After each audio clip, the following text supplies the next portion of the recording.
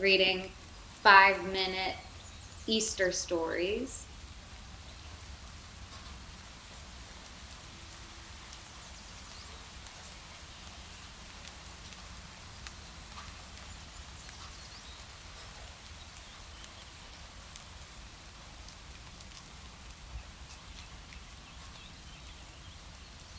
We got Bonnie and we got Woody. Okay. Oh boy, Bonnie cheered. It's almost Easter.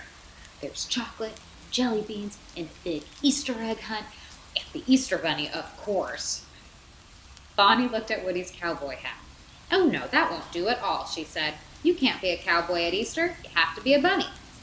Bonnie grabbed a pipe cleaner and twisted it around until it looked like a pair of rabbit ears. And she placed it on Woody's head. There's Woody with his rabbit ears. Nice ears, Ham joked when she had left the room. Okay, Woody said, putting his hat back on. Hey, Rex. Woody turned to talk to the dinosaur. Rex? I'm down here, someone called from under the bed. Buzz and Woody climbed down to see Rex. What are you doing? Buzz asked. Didn't you hear Bonnie? Rex said. The Easter bunny is coming. We have to hide. I know I'm going to regret asking this, Ham said. What's wrong with the Easter bunny? What's wrong with the Easter bunny? Rex shouted. It's a talking bunny. Oh, poor Rex. We lived with Andy for years, Woody said, and every year he got tons of candy, but we never saw an actual bunny deliver it. Rex shook his head. Just because we didn't see the Easter bunny doesn't mean it wasn't here. How can you be so sure? Well, Woody began. He couldn't answer Rex's question. The truth was, he couldn't be sure.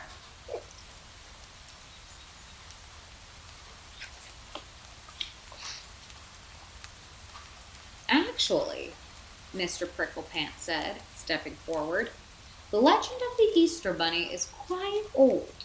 Any story that has managed to survive so long most likely is true. See? Rex shouted. I told you, it's coming to get us.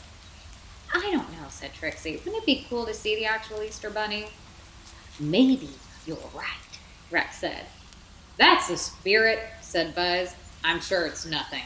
I mean, really, a talking rabbit? That's just silly. There they all are all debating. Rex still wasn't sure who to believe. Buzz and Woody were usually right, but what if this time they were wrong? Either way, Rex knew he couldn't hide forever. He had begun to climb back to his spot on the shelf when something caught his eye. What's that? He said in a panic. Did the Easter Bunny leave it there? It's just some plastic grass, Jessie said. Bonnie's mom probably bought it at the store for Easter.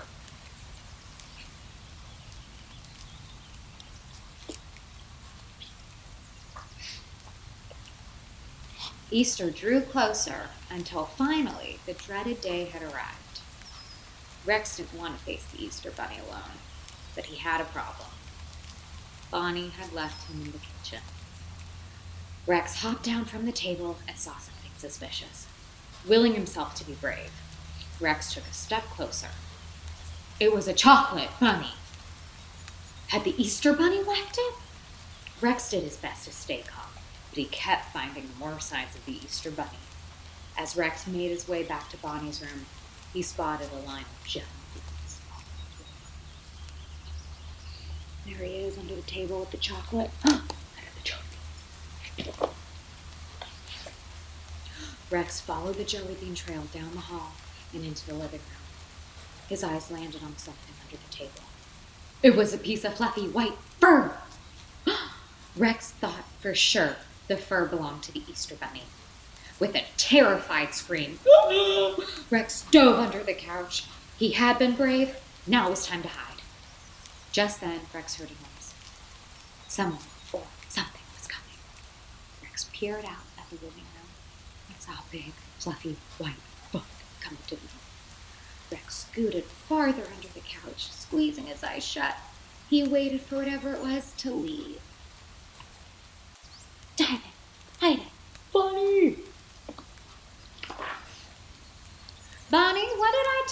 about eating in the living room. If you can't pick up the jelly beans you drop, you can't eat them in here. Rex opened his eyes. He knew that voice. It wasn't the Easter Bunny. It was Bonnie's mom. And she was dressed in a white bunny suit. The piece of rabbit fur must have come from her costume. Let's go, her mom shouted. Our guests will be here any minute, and I'd like you to be here to greet them with me. It's party time! It's party time! Bonnie sang as she ran into the living room. Rex knew this was his moment to sneak back into Bonnie's room.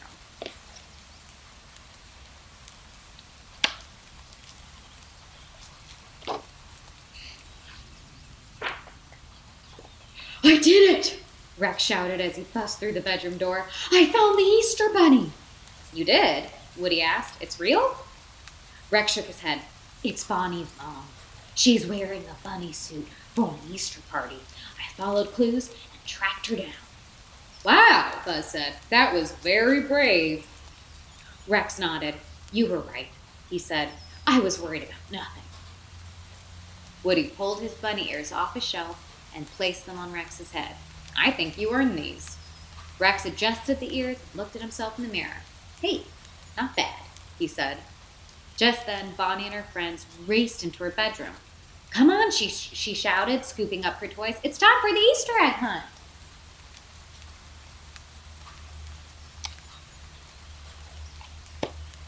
Now they're all outside.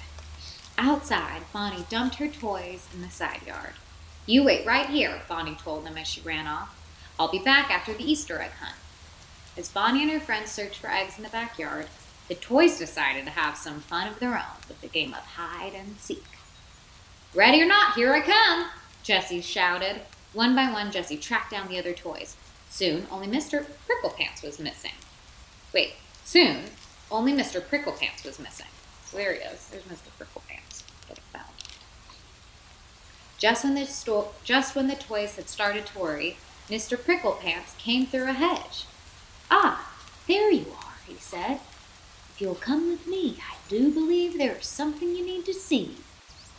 Curious, the toys followed Mr. Pricklepants back into the bushes. Quiet now, the hedgehog warned. We wouldn't want to scare it away. Scare what away? Rex asked. The dinosaur pushed aside the leaves and promptly passed out. You see, Mr. Pricklepants said, pointing to a big brown bunny in an Easter basket. The legend of the Easter Bunny is true. So I guess that's Mr. Pricklepants. Rex is so excited. Until he passed out. He saw a bunny and passed out. Now, is that scary? That's about the cutest bunny I've ever seen.